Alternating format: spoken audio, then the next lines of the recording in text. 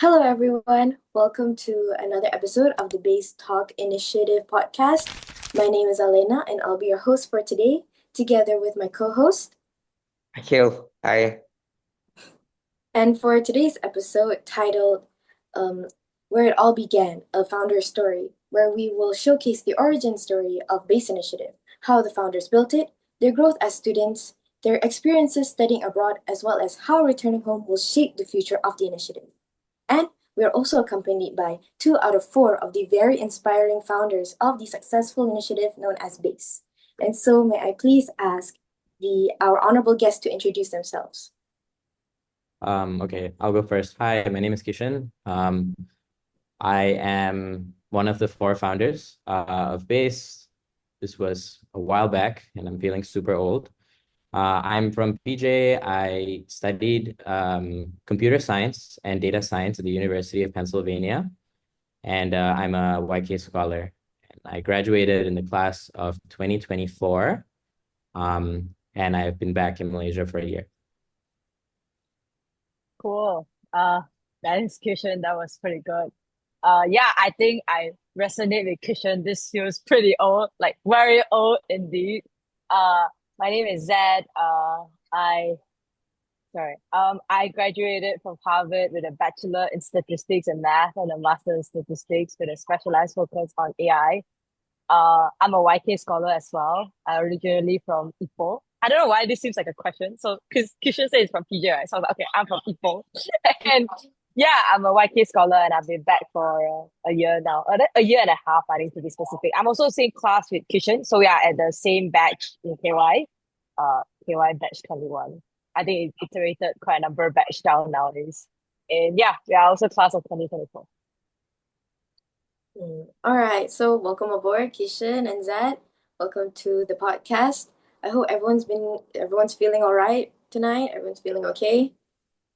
Yeah, it's pretty good. Thank you so much for the invite. It sounds very exciting. No problem at all. Thank you so much for accepting the invite. Yeah, it brings back some memory, definitely. Brings back memories to the best time of our lives. That's Yeah. just Everything. Well, now that we've gotten introductions and formalities, some formalities out of the way, I guess we can start off with something that I'm rather curious about. And I feel like a lot of us under base, as well as those who've known about base for some time now, also probably wonders about this as well. And that would be, where did base initiative come from? Like, what was the spark that gave birth to base initiative, and what was the motivation that made you guys take the first step to start this initiative? It was really legendary, actually. I remember we were like going to KL for some like tutoring session, sponsored by YK. And on the went back, from KL to KY, and Kishan was like, "Oh, SPM result got released." And then we are like, "Cool." And then I think I was sharing my experience about like how like applying to scholarship, and I come from a very small town, so like actually scholarship information are quite scarce at the time. Like I think nowadays internet are quite like fast, but now at that point when I was like 15 or 16 year old, it was like 3 to 4G. It was not 5G. Internet like information was quite fast. And Kisha was like, why don't we just do a talk to like share more information about like scholarship and about how, all these things. Like basically I think all of us wish that we will have a lot of tips, a lot of guidance for scholarship. By the time like there was not a lot of blogs or like, a lot of like, information online. And Kisha was like, why don't we just do a talk? And then we're like, okay, cool.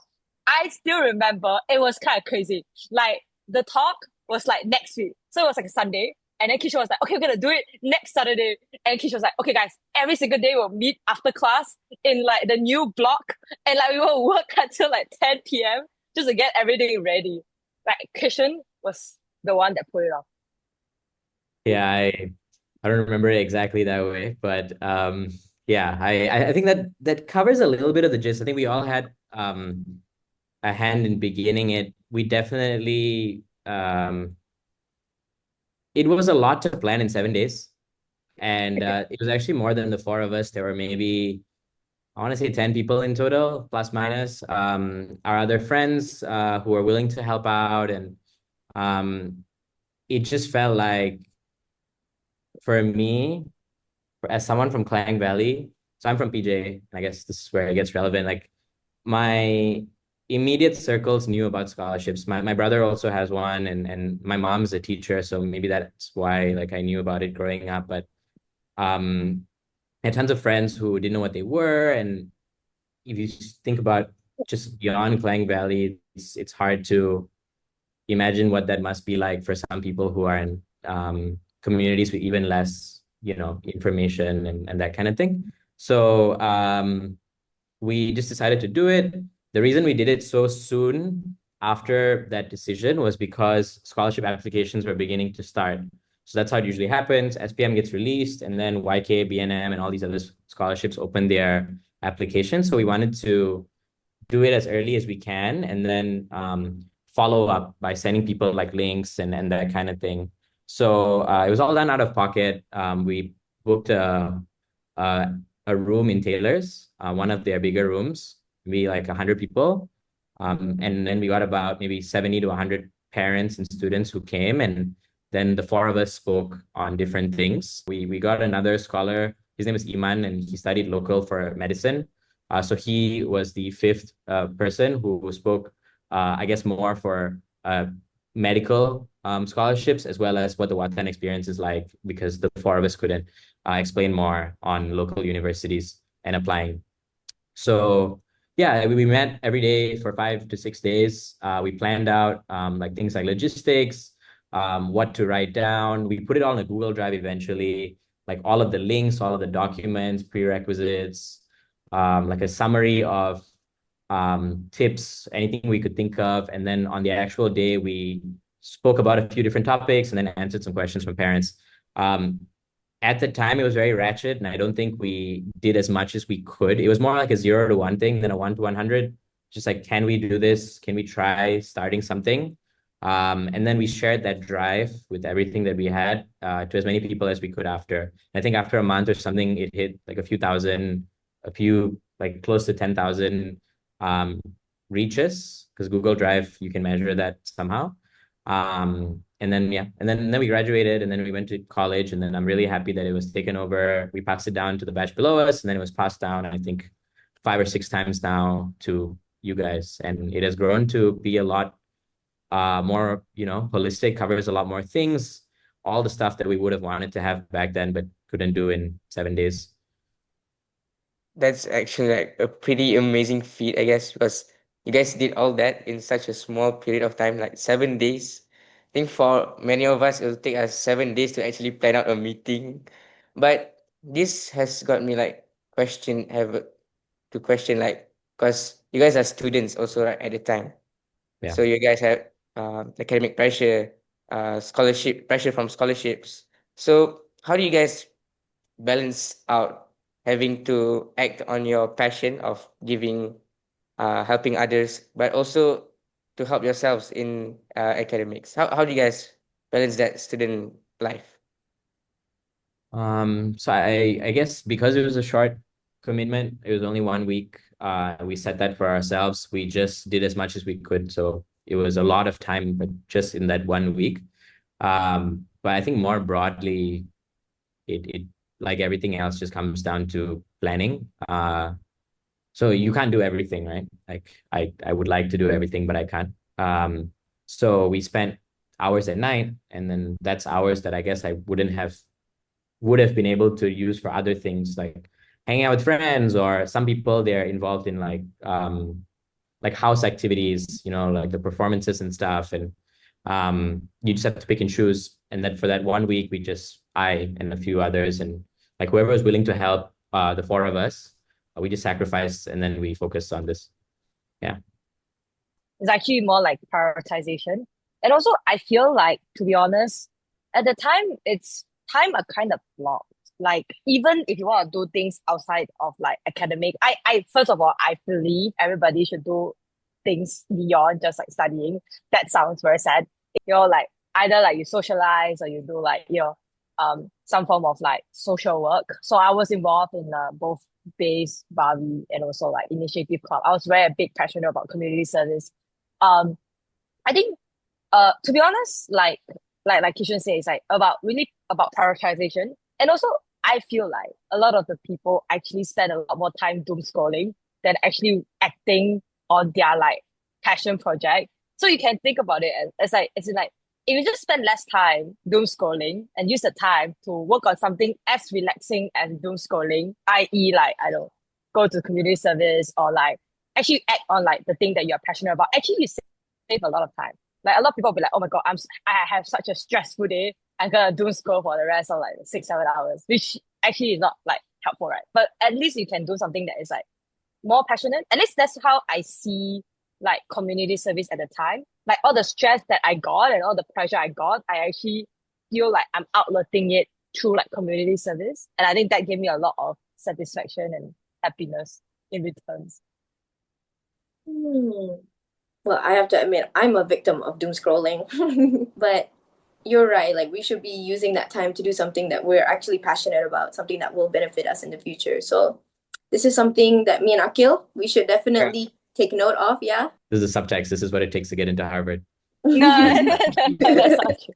I So did yeah, scroll you'll some. get into Harvard. Yeah. Mm. Keep note, Yeah, guys. All right. So, while we're on the topic of like, what was it like balancing studies as well as founding base, there must have been like all sorts of obstacles you guys have faced while taking care and running base. But what was probably the most memorable or biggest obstacle you guys faced? I feel like the most difficult part was not actually about the execution. It was actually about like questioning whether or not people will actually show up into the event. Or like actually whether or not like it will actually run. Like especially for me, it's more like a imposter syndrome. It's not really like an external thing. It was more like an internal thing, right? Like I'll be like, okay, I have 5 days. I need to get like X amount of students. We need to like pub this. We need to like do X, Y, and Z. There's just so many things on the plate. It feels like I'm like trying to like eat a whole elephant and it's just so difficult, right? Like, I think it's actually quite overwhelming. But I think the grateful part I have was, yeah, like Kishan said, like I have the three co-founders in base and the whole community of KY was actually very supportive. Like everybody was like, oh, this is such a great idea. Like let's work on this. And I think that that's something that I really appreciated about KY is that like when you start any initiative or like when you do something, people are generally quite supportive and like, people are like, yeah, I'll help you to share, I will repost it or somewhere like Instagram and stuff. I think that that community feeling itself does help a lot. Me alone eating an elephant is very difficult. But if a lot of people come together and like try to like dissect the elephant, I mean that's such a gruesome like metaphor. But like you think about it as in, like everybody like try to get a piece and like like try to share the burden. I think that was something that was very helpful. What about you, Kishan? there were for me too. I agree with what Zed said. For sure. I think to add on two other things kind of stick out for me. The first is picking and choosing content, which is very similar. 7 days, like a lot to cover. Like there's a whole universe of things you can say because we all went through the process. We all have different advice. We had different interviews. We had different tests. Like how do you condense that into something that someone else can take with them and use, not just like listen, but also learn. And we saw this like the time constraint very early on too. Like throughout that week, we missed a couple of deadlines because by the time we started and planned the event, like JPA concluded their application, so we couldn't actually even help people apply to JPA or point them to JPA. So we just posted a story. And then whatever was left, we covered within the talk. So it was very much picking and choosing what to say and trying to save as much as we could because every day that passed by meant one less day to apply. The second thing that I think is the biggest challenge for me is ensuring that it reaches the right people. It's very ironic that the same people who know the most about scholarships are probably the same people who would have gotten our resources first. Like if you look at the composition of KY, I don't know what the numbers are, but my guess is 30 to 40% of the people in KY are probably from Klang Valley. Like there's like the scholarships and then the non-scholarship portion. The non-scholarship portion is from Klang Valley. Even the scholars, some fraction of them are from Klang Valley. I'm just using Klang Valley as an example here. PJ plus KL is so those people, like myself included, are not the target audience. there's a good chance that they have a friend, a sibling, a cousin, a teacher, someone who knows about scholarships and will tell them to apply. Or the teacher in their school will just tell everyone in that school to apply. And we didn't want, not that we didn't want to give it to them, it's that the scholarship like base was made for the people who didn't have teachers in their school telling them that this was an opportunity to change their lives. So I think that was a little bit of the irony and like the oxymoron in this situation.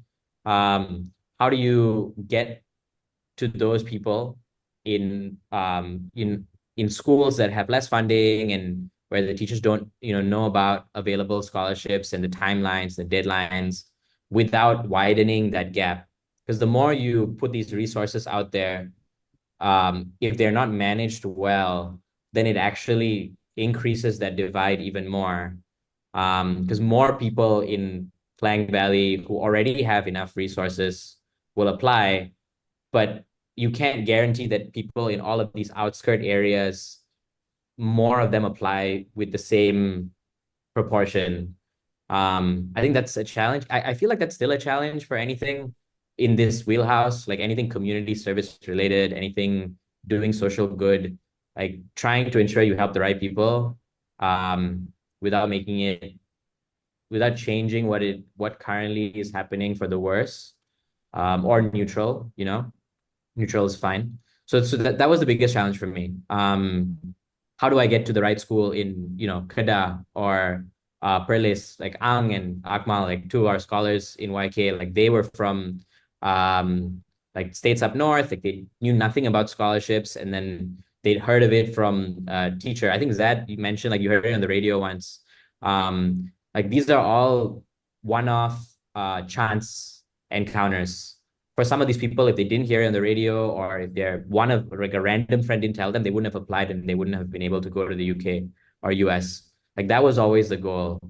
Make it, change it from a one-off for someone in these areas to something that's frequent enough that they choose to apply. Yeah.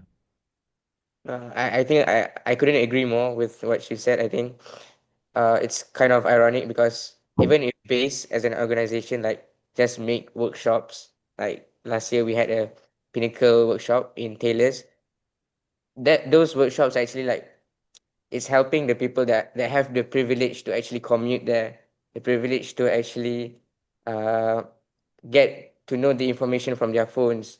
But what about those students that are living in rural areas, in the kampungs, in the orang asli area? So I think those things are still one of the things that base is still carrying those missions. Even this year we are trying to increase like the schools in rural areas Yeah.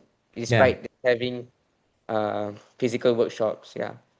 Yeah. Good. Like, I Yeah. think that's definitely, But it's like, still a challenge because they will there's always be a so challenge, many. right? But it's Yeah. good to try. This is very interesting. I think 2 years back, a few years back, I was talking to the base committee. I remember they was telling me that they were doing some like live event as well to increase. So instead of like coming like physically to the technical workshop, they also kind of like stream it on YouTube live. And also like I think like this podcast was a pretty good initiative to kind of like kickstart people like knowing about it. And I was talking about like maybe you guys can do some social media reels as well. That would be pretty cool.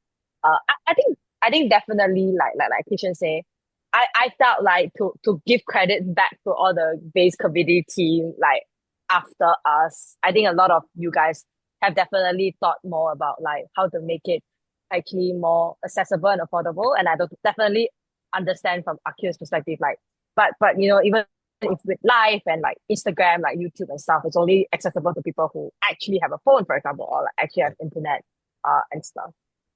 Yeah. This will probably be quite a challenge for quite some time.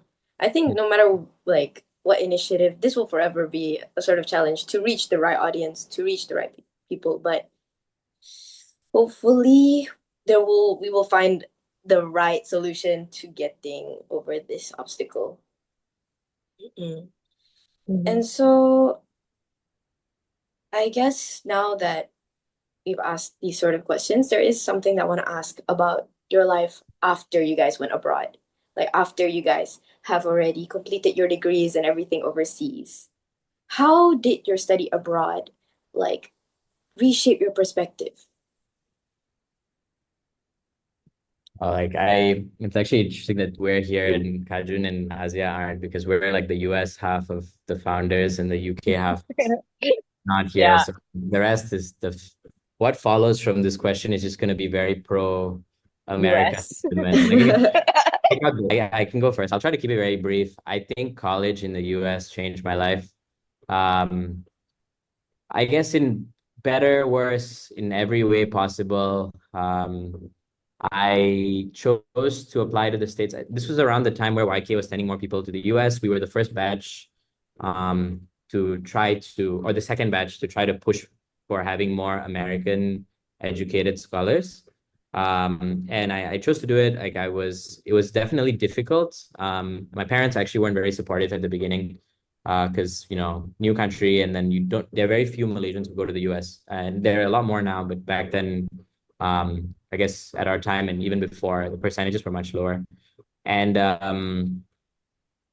it was hard. Like Zad and I, our first year was COVID. Our first college year was the start of COVID, or mid COVID. So I did my first semester of college at home. So this is definitely still far away for you, but when you go to uni, you have first year orientation, or it's called something else in the UK, where you make friends, and then they have a bunch of activities to help you make friends, and then introduce you to your neighbors, roommates, all that kind of thing.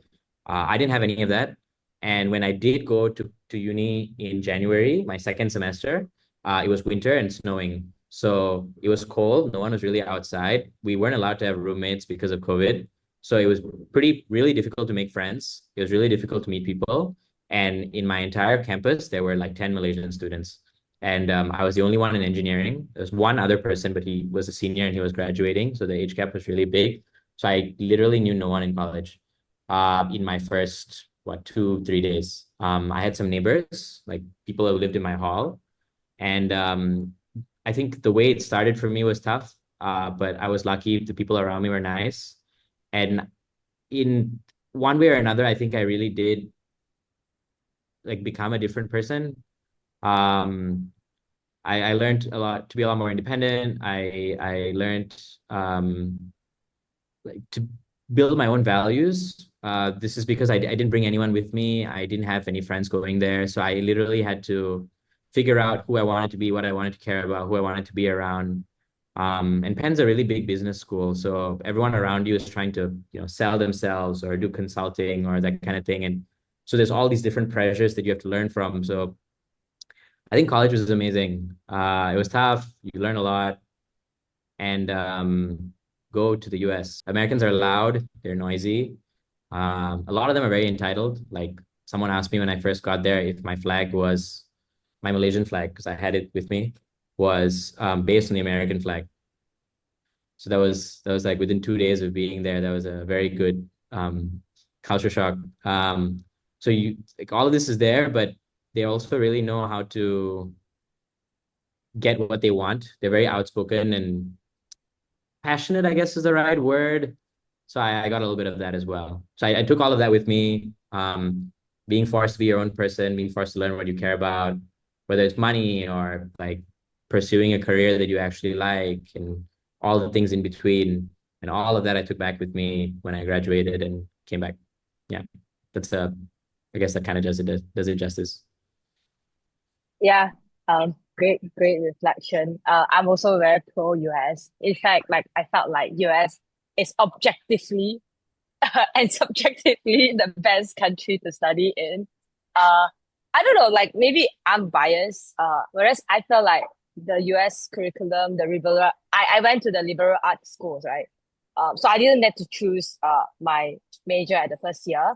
And so I switched major like 3 times, by the way. Like even my end of third year, I was switching major, and that was still fine. And I think for me, the flexibility does offer a lot of exploration. And I think that at that 20 to 24 age, I think that exploration is very helpful. Like Kishan say, it actually built your worldview, and it doesn't like kind of like tone you down to a specific view. I feel like throughout the whole college journey, I get my worldview challenged, I get my worldview reshaped, I get my worldview like perfected. And I think that was really helpful. And to be really honest, I felt like graduating from the US does have a more silver lining compared to the UK. This is like, like Keisha said, it's like quite rare. So you are like a rare earth material versus like a quite a normal earth material, I Not would say. anymore, lah. Not Okay, anymore. not anymore, not anymore. But I think, but I would definitely agree that I personally was. If you gave me 1 hour, I could talk about how US is good and how transformative was my Harvard experience.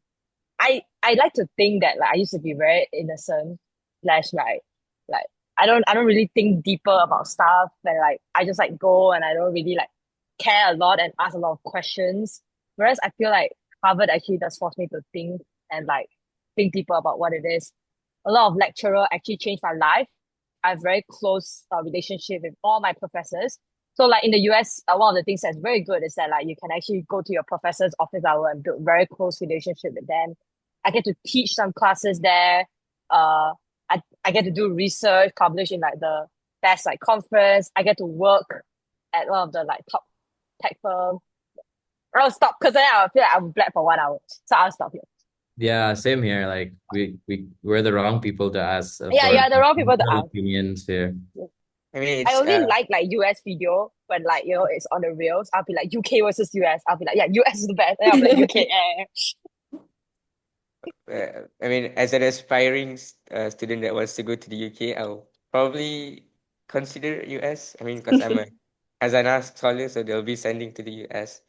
Yes. But yeah, so I think that's actually like pretty inspiring to hear, like saying that you guys transformed when you guys do the being more open, being more upfront.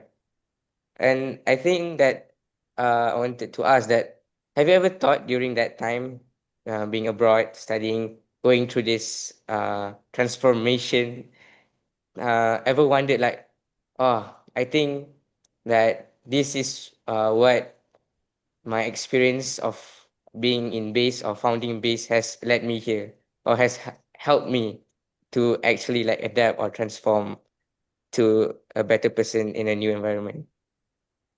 Wow, that's a very deep question. I feel like to be honest, like is that like going to the US is a very adaptive environment.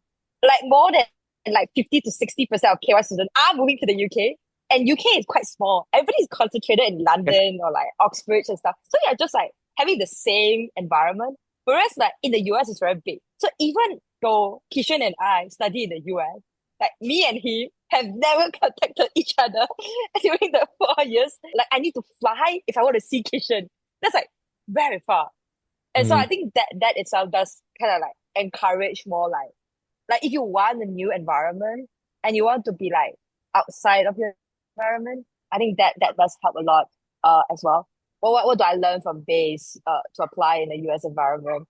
I think generally it's just like be open. Like starting base was very difficult. Like it was like limited resources and like we need to do it in 5 days and everybody like are like rushing it, right?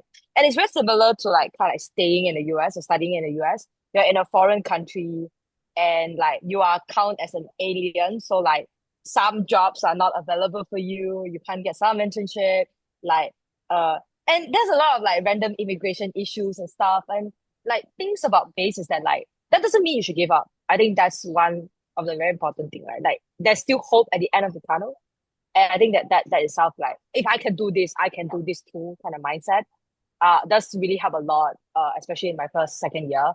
And I think the probably more important part is like seizing the opportunity as you see it. And I think that itself was very helpful whenever in the US or UK, or any new places that you are at, that you could potentially just be like, okay, like I see an opportunity, I'm gonna try my best to grab it. Even though I fail, I can fail like 100 times, maybe the 101 time, I'll get the opportunity and chance to do it, right? It's less about like specific instances that from base that help us. It's more like the mindset and the greed and the perseverance and the resilience that we built from like not just base, right, but like KY alone, regardless of whether or not it's uni or life, generally very important.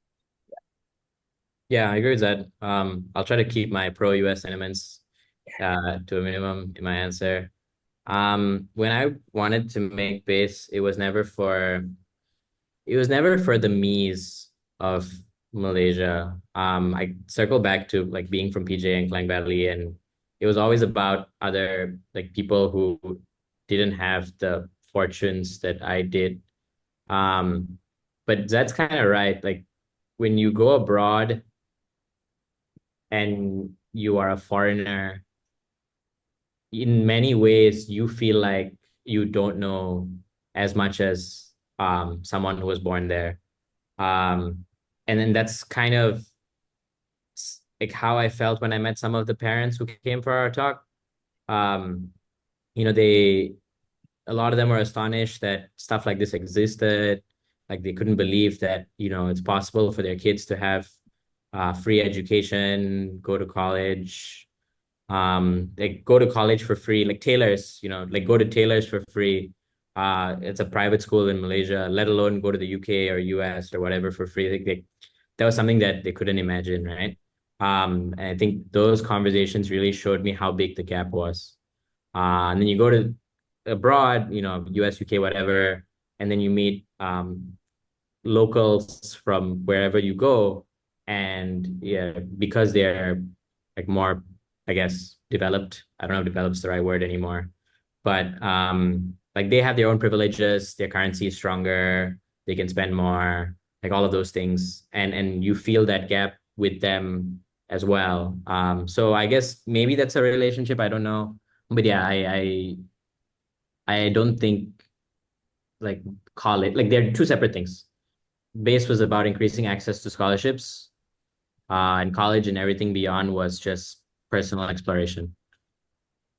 So I guess overall you can say that like these things definitely made you have to step out of your comfort zone, do things that you would normally be afraid to do, but for the sake you have to, and then from here you can seize more opportunities. And so Kishan, if let's say base had never existed, right? Base was never a thing, you guys never founded base. Do you think your personal journey from KY to UPenn to perhaps now Jupiter would have been any different? Um, like I don't think, again, like I'm not the target. Maybe Zad is a better person to answer this question. Because it was something that maybe she could have used. It had base existed when she was a student. Yeah, like years before she joined KY, for example. But for me, I classify myself as the group of people who had the privilege to know about these scholarships. So my personal journey um, was influenced by other factors. Like I had friends, family who knew about scholarships, that kind of thing. Um, yeah, but I do think scholarships need to be more merit-based um, and accessible at the expense of people like myself. And I've had a lot of conversations about this with other scholars and people who are working now, alumni and or members of different foundations, and like, there's a general agreement in this sentiment. Then it's hard to make it fairer. Then that begets the question: what is fair? People who have more access to social media generally have more access to tuition and extracurricular activities. Like you your parents, like you have two healthy parents, and like people to drive you to initiatives that you will eventually write about in your application essay to YK, right? So that gap will always exist. um yeah, I think that's the larger conversation. My personal journey, I don't think would have changed that much, but I'm glad, like I'm really glad that it's what it is right now. I think the seventh or whatever iteration of base that it's currently in is definitely when you actually start seeing change over time. You need that kind of experience over generations. Generations not the right word here, but like KY generations and graduating classes to actually build the kind of stuff that base has right now, like your mentor programs and like the coaching that you give Like those are the things that actually make a difference. Um, yeah, so I'm glad that long story short, I'm glad that it is where it is right now.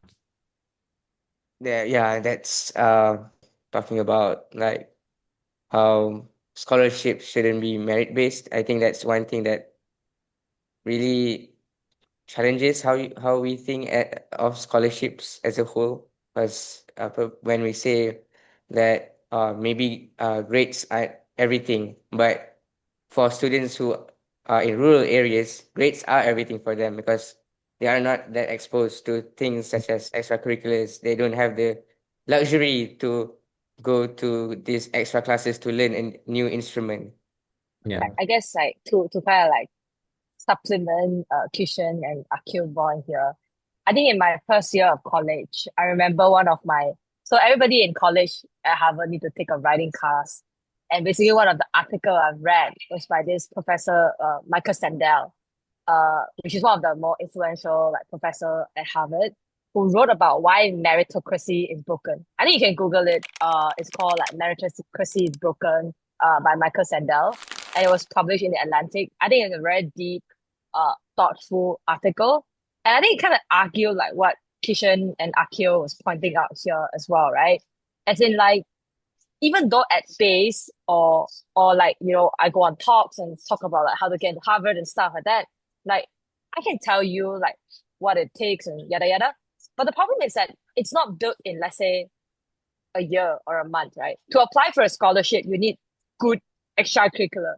To have a good extracurricular, it probably take like 3 or 4 years with your school being able to fund your extracurricular, right? With your parents being able to like actually give money, give support to the extracurriculars. So to some extent, it's a systemic issue. Like you cannot like if we are judging like Kishan said, if we are judging on a meritocracy system, like okay, to apply for a scholarship, you need like 10 A plus and like you know, like X amount of extracurricular, you need to represent the state, Malaysia or whatever. Like you cannot expect someone from a kampong in Alor or Kuantan or Kedah to have the same accessibility to opportunity and the same access to like kind of like resources. I would also challenge, is that even a way to kind of like solve the problem? I feel like that's too high up for us to solve.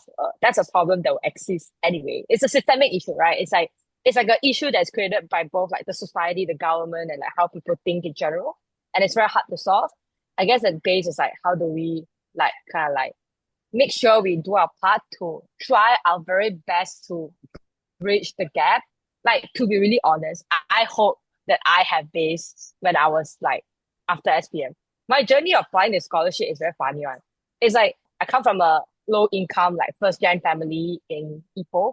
So I don't have a lot of opportunity. I don't know what it's at. I remember I just Googled, I'll be like MIT scholarship Malaysia or something like that. And then like Khazanah pop up. And I just thought, oh yeah, Khazanah is the only one in the whole of Malaysia to like I don't know, like, offer scholarship to students, right? And I just applied to one. Generally, I'm sure like Akil and like Alina here have applied to like I don't know 5 or 10 or multiple scholarship, right? To kind of like put different egg in different basket. And I would say, if I was not lucky to get that one scholarship that I applied, which is Kazana, who actually changed my life, like I would not have been where I am today. For me, I'm glad you guys started this because, like, honestly, in my circle, there's no one that really knows much about scholarships. We just know that they're a thing, but don't really know how to get them. So, like, thanks to you guys founding Base and everything, that like just doing a quick search or something, you can find like your website, and then you can get all sorts of information, like, oh, how does the interview process go, and yada yada and all that. So because of that, I'll admit, like, thanks to Base and the resources it gave, I had a relatively smooth scholarship journey. Uh, Relatively bolded, yeah. This And is Yeah, actually a very wholesome like organization. I felt like yeah, current scholar would teach the future scholar. The future scholar would be like, oh my god, base is such a great like kind of like activity. I want to contribute back. That's how the organization was sustainable, right? I'm very sure you were like because you get help, and then you're like, okay, I need to contribute back. And I think that that was something that I never expected out of base at first, but when I like help around like throughout the next few batches, I was like, oh, that sounds very interesting. And I see this wholesomeness. I was like, oh, that's so wholesome.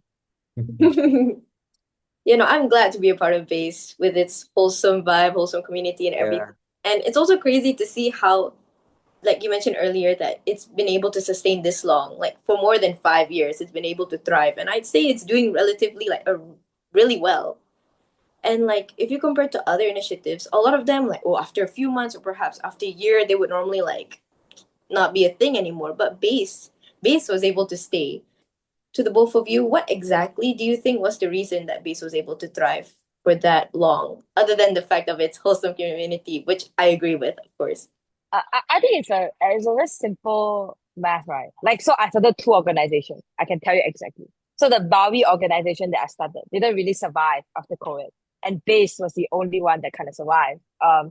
And I was reflecting back, right? Like, because it is a decision that impact a lot of people that I serve, and that's something that I saw KY student like to do, or like not just KY, right? Like any students that are in A levels in the 2 years in KY, KTJ, or whatever, they would be like, yeah, guys, we should start an initiative so that we can get into Ivy League.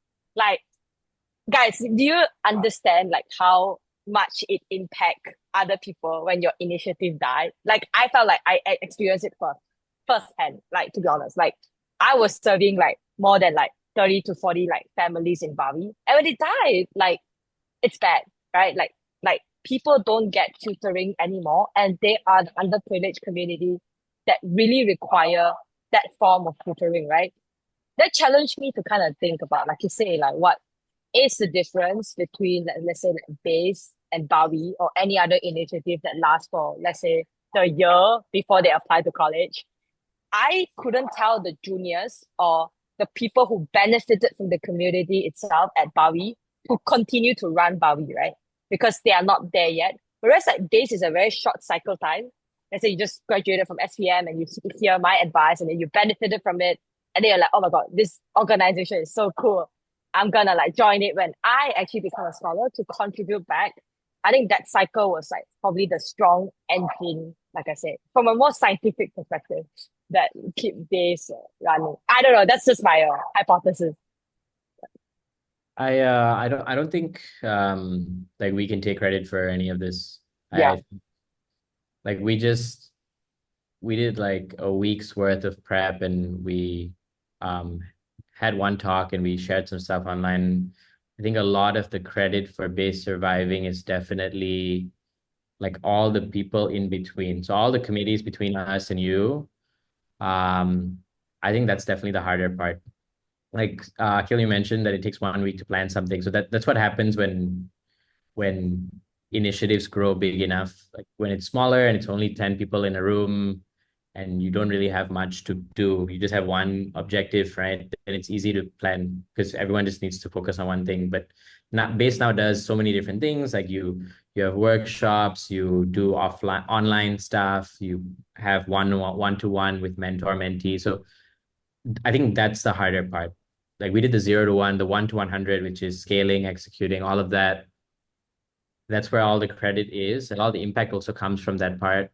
So I don't know. I think it's just KY just has a history of keeping things alive, and keeping it going. It's probably because like a big portion of KY comprises of scholars and people who have put the work in, and then this is something that's very personal to like your identity being a scholar. But also like I think related in our year we also restarted Summit, which I understand is still going on. Like that's something that, if I'm not wrong, has also been going on for 7 years since we left. Um, yeah, in our year it was a whole thing. Like it stopped for a while and then it started again, but I think it's still going, right? So yeah, just generally good track record of keeping things alive and impactful. So yeah, good job. Like I hope it continues with being able to reach out to the kinds of kids who need it. yeah. I think I would agree with what you said when KY students like to keep things alive when it's like really relatable to their identity. I think for me, what I find relatable to this as like a Khazanah scholar, right? One of the first things they say when you get the scholarship is that the scholarship is not given to you, it's given through you. And as when I entered KY, I was like, how do I actually fulfill uh, this motto of Mm. scholarship given through you? And I saw like, oh, base had given me the opportunity to, like, with the resources that they gave during their pinnacle workshop. And I was like, I think that uh, base was a great way to give back to my juniors or to uh, other students in Malaysia. And yeah, I think my story is would be relatable to other committee members of base too. I think that's what they actually felt and what they said during their interviews. And yeah, as long as base actually impacts students, it will always be alive. I think moving on, I think I would like to ask a question to Zed. Uh, just for the viewers, like a fun fact, Zed has been like a really active content creator on Instagram, No and more. there's I stopped my content creation journey, guys. there's a video that stand out to me when I was Oh, researching about you. It was talking about the spike, you know. So okay. so maybe for like many students like in my age, we're still struggling to find the things that we truly believe in, the things that would actually like shape us into the future. And yeah, we still, like, for me, I'm still finding my spike. And would you think that finding your spike by joining initiatives like, for example, base or in the initiative club would be a really great way to find that spike in you? Yeah, I guess okay, that's a very good question. So first of all, to clarify, I am not an active like influencer slash content creator right now. Because I realized it took a lot of time and effort. I took a long time to edit videos. And I was like, okay guys, I'm done with this. So it was not sustainable for me at the time. I think like most of the time I still go back to KY to give some speeches, to kind of share more about like my journey applying to the US, some tips and stuff. So I still quite active in the KY community, I hope. Yes. I went back last year to give a speech. I remember.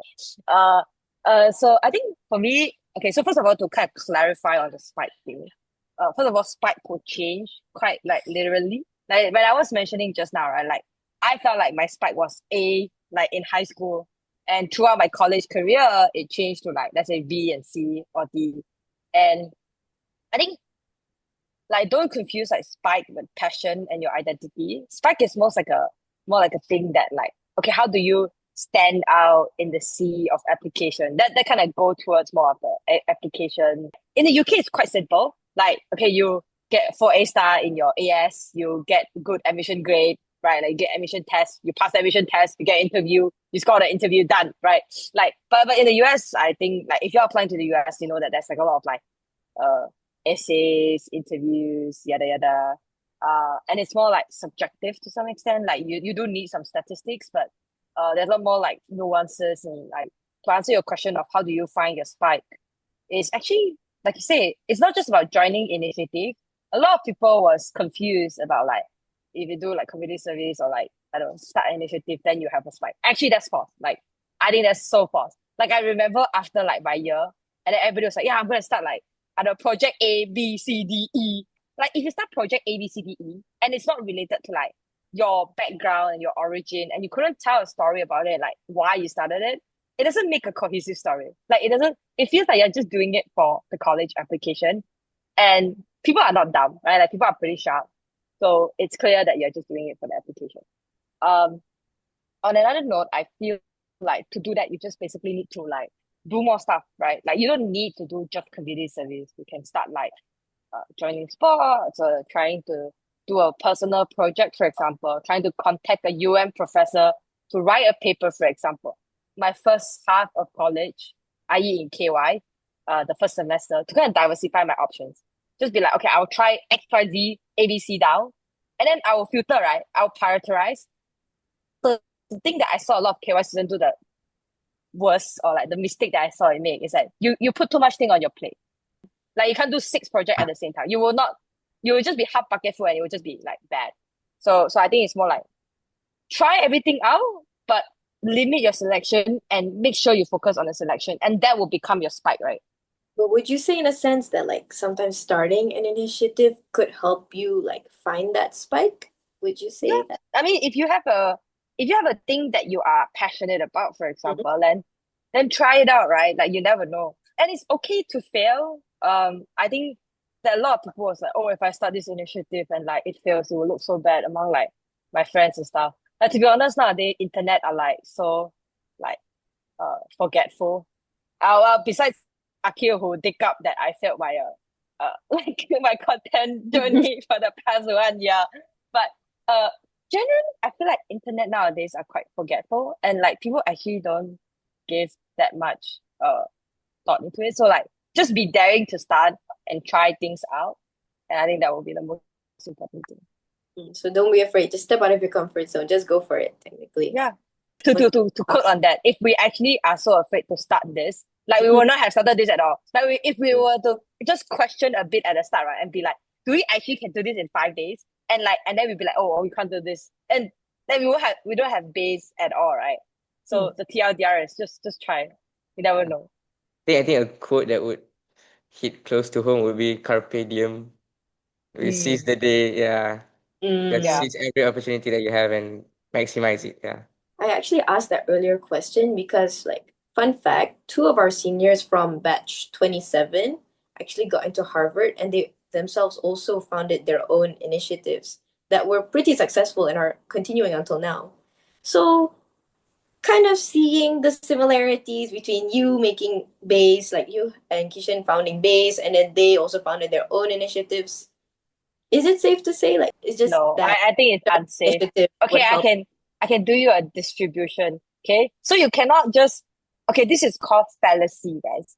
By the way, this is like in a statistic term. You can't just look at the like only a few successful cases and be like, okay, guys, we're gonna conclude that starting an initiative it is like okay. I give you example. Like Gerald doesn't starting any initiative at all. He just dance like ballroom dancing competitively. Akil, who actually got in the same batch as me from KY, didn't start any initiative at all. He was just like translating like ancient poem. Of course, I think that was a very meaningful project. He was translate some like hidden or like lost language, hidden Arabic poem to English, and just to like kind of like challenge people to think about what it means and stuff like that. It's a combination of things. But I think one thing is very clear among all the people who got in, right, is that they stand out in the application. The most important part is because you're in KY, everybody becomes somehow like homogeneous, right? Like everybody's like have the same good grade, like do the same project. Like you need to do something different, and to do something different, that means you need to step out of your comfort zone, right? And the other point I would like to point out is that you can't just start and like it's not about starting an initiative, right? I could start an initiative like right now, but if I don't get any traction and there's no like real story behind it, there's actually no like real person supporting it, I don't actually do anything, that is not gonna be helpful at all for your application. So it's less about how many initiatives you start, it's about how successful and how quality is each of the thing you do, right? It's about like you having the idea that, oh, I can always do better. And like the thing I started is the most quality thing. And quality actually makes people stand out. Okay, so I guess you could say it's more about what you gain and then how much passion you put into it and like the quality of the But the activity. other way of flipping this question, I think that is kind of getting to this, is you shouldn't do stuff to get into college. Um, I understand, scholars, like we have to get into certain unis and there's certain prestige and all of that stuff. And like even back then we used to care. Sorry, I didn't go to Harvard, so my opinion No, is no, UPenn is also minus really good. two. It's It's very like high. Ivy, so still, but it's like the Ivy that people forget sometimes. But yeah, I think after a while, and Zad probably feels this as well, it doesn't really matter. Yeah.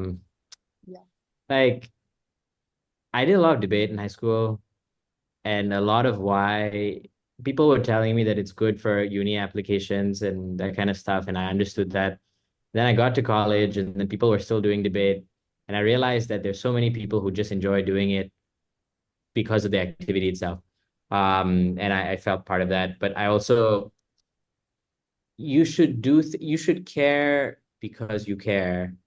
Um, I think that's the most sustainable way, and it applies for everything. Like if you truly care about whatever, it doesn't even have to be community service, right? It can just be like science or arts or literally anything. Yeah. Um, if you do it, people will notice, and the honesty will come in your essay, and then it will get you into college. But that shouldn't be the goal. The goal should be because you want to do it. I guess I'm just gonna like while I'm like talking about this, like um, once you graduate and you reach our level and you start working, and because you're all scholars, like you will have placements and all that kind of stuff, and you'll be fortunate enough to have a job, unless the economy is really bad. I don't know what that's like in like 5 years. Um, all your needs will be met, and you will have income, and you'll get married or whatever, and you'll have a house. Beyond that point, you will realize that all of this other stuff doesn't really matter. Like your status, which university you went to, like the actual career, whether you're in PNB or Bank Negara or like some private equity fund. It only matters if you care about those kinds of things. Like the people who do get into Harvard for all these initiatives, like I'm willing to bet that it's not like the Harvard is probably nice to hear and tell people, but the people they were helping and what they were doing mattered way more to them. And that's the common denominator for all of the people, like Zad and all the other people who got in, and people who just start successful initiatives and scientific breakthroughs. One of the other YK scholars, Yugendran, he's doing cancer research in Stanford now. And I think he might be staying there for a little bit because the kinds of stuff he's doing is saving lives. Um, that's the common denominator. People just like stuff and they care. They care beyond other people's opinions of them. They care beyond getting validation from the school that accepts them. They just like what they do, whether that's saving lives or community. I think that's the biggest takeaway. Just do stuff because you want to, and you will go far. You know? Yeah, I think applies to all students. Like to put your heart into the things that you want to do, not doing it because you want it to be, or because I want to be a Harvard student, or because I want to be a UM student. It's what actually matters is actually impacting, having a meaningful impact to others, and showing that you care about what you do. Yeah, yeah. Uh, okay, so I think looking at the time, I think we have time for like one final question. So this is for both of you. So what is one message you want to leave for future students, aspiring students that want to build something meaningful for their schools, for their communities, for their families, or just for the whole world in general? Yeah. I think one of the thing I really wanted to point out, especially in doing like initiative or like anything, right? Like applying to schools and college and stuff, everybody get like imposter syndrome. Like even though I look good on paper, I think people can agree. I do feel imposter syndrome. And now, even now, I felt imposter syndrome. So no matter where you are, how achievable, how high or whatever status, like Kishan said, it doesn't really matter. Like everybody still feel imposter syndrome. Like there will always be someone better than you. And the goal is not to compare to someone. I think that's a thing that KY as a pressure cooker, like I think that mindset does hurt a lot. And I just want to say that like even at my stage, I have imposter syndrome. So it's okay to feel imposter, but it is not okay to let your imposter syndrome take over you. I think that's the more important part. The reward is bigger than actually the risk that you're taking. Like, there's a reason why when you take a very high risk, you can get a very high reward because people actually don't take risks and people feel imposter when they take risks, right? Uh, and I think one of the most important lessons I've learned from a Harvard Business School professor is that that's why only certain people are rich or certain people can do that is because they take the risk and they care. They understand that imposter syndrome doesn't really matter because if you are there and doing it again and again and again, You feel fine. I remember I went up to speak and I was very, very nervous. And so I asked the professor, how do you not be nervous speaking like in the lecture theater? If you've seen a Harvard Business School lecture theater, it's like a round shape. Everybody's looking at you and you cannot use like any phone and stuff. And he was just like, well, why do I feel imposter? I do this like 10 times, 100 times, and there's nothing to be imposter about. Starting to repeat my point, it is okay to feel imposter syndrome. And because I felt it too, and I think a lot of my friends, even from Harvard or like from any other places, even who are more privileged than me, do it too.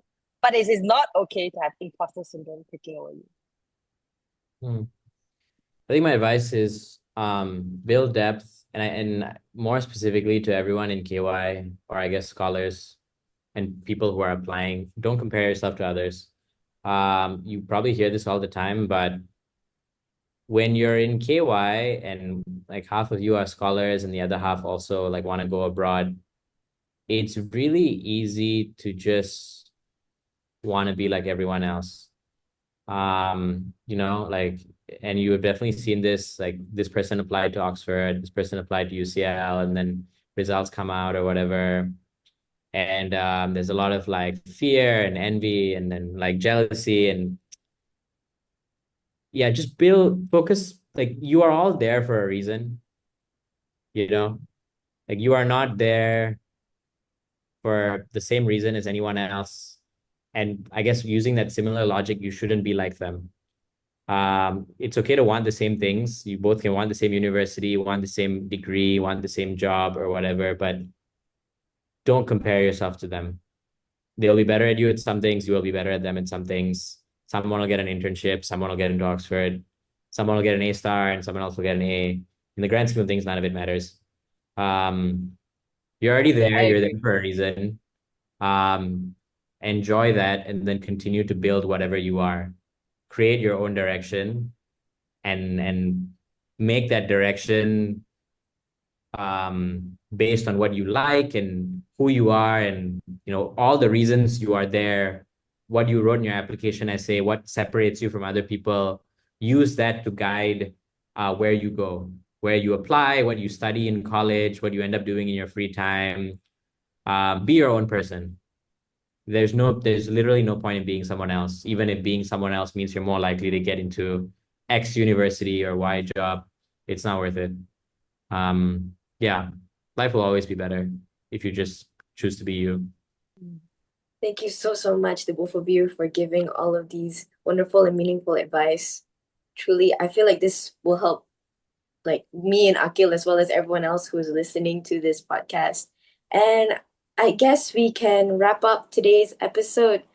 Thank you once more for coming today, for being on this episode and sharing all of your meaningful experiences and everything. It was such a wonderful time to have you guys here and an honor as well. And to all the listeners at home, thank you very much also for listening to this episode. We hope to see you guys in the next one, and goodbye.